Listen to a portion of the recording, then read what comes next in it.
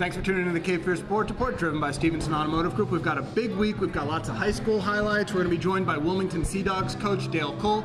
He's going to talk Sea Dogs and NBA playoffs. We got lots to do, but I heard you are on top of your game. I'm on top of my game, but there's a new coach over at UNCW. Let's hope he's on top of his game, and later on, I'll break down the draft highlights. All that and more today on the cfsr Sports Report.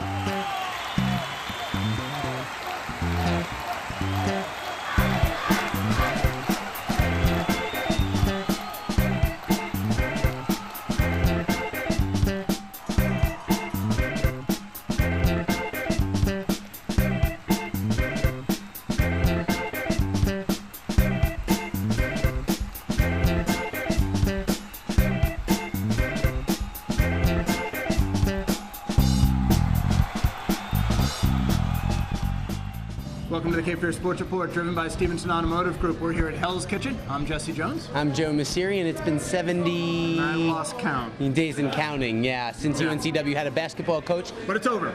The search is over, finally, and the Seahawks have a new leader. Kelly Mertens announced the decision on Friday, made a big splash with a named coach. Buzz Peterson is the new man in charge. Jim Dahlke has the story. After 79 days, one turned-down offer, and countless criticism, UNCW finally has its man. Now, it is my great pleasure to introduce to you our next head men's basketball coach here at UNCW. I am convinced that he will do a terrific job because of his energy level and his passion for the game. He is a great basketball pedigree and has been successful at every level, as a player, as an assistant coach, and as a head coach. Let's begin the buzz. All right? Everyone, I give you Mr. Buzz Peterson.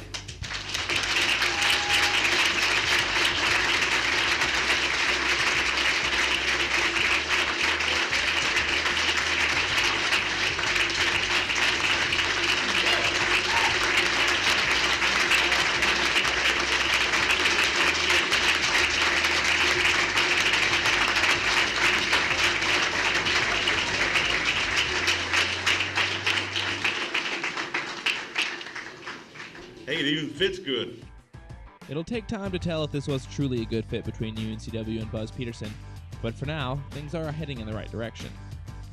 The program has been lacking stability for months now, and Peterson finally brings closure to a situation that has caused uproar from the Wilmington community.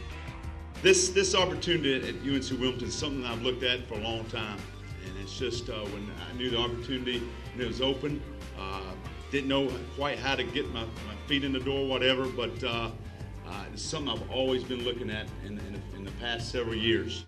Peterson began his coaching career at App State in 1996, then had coaching stints at Tulsa, Tennessee, Coastal Carolina, then took an administrative position with his college roommate Michael Jordan, then returned to App State last year. Peterson has developed a reputation of moving from job to job, but insists that Wilmington is the place he wants to settle down. Now you say, hey Buzz, you moved around some, you've been different places, but every time I moved, there was a reason. There's a reason why I moved, and whether it's for family, whether it's better yourself in the profession, whatever it may be, I made a move for a reason. I'm sick and tired of making those moves. And I know people have said, hey, he's moved around so much, but Jan and I will tell you that these kids, we're ready to put roots somewhere and stay there. To win championships.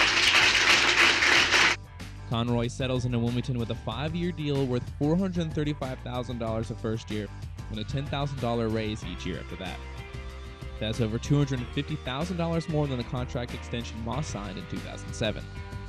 Peterson charmed everyone in the Golden Hawk Room on Friday, but got the biggest ovation when he announced Brooks Lee would remain a part of the Seahawks staff. Staff-wise, Brooks is somebody that has done a good job. I've known Brooks since he was a little kid, walk around behind his daddy Billy Lee from Campbell College days, whatever. So I always think it's very important to bring somebody already attached. Here's somebody can tell me about each individual. So he would definitely be with our family. Lee was at the press conference on Friday and was grateful for the opportunity to continue working with the Seahawks. Yeah, I've known Coach Peterson for a long time and have always had a healthy respect for him as a man, as a coach. And it's a great day for UNCW and for our players.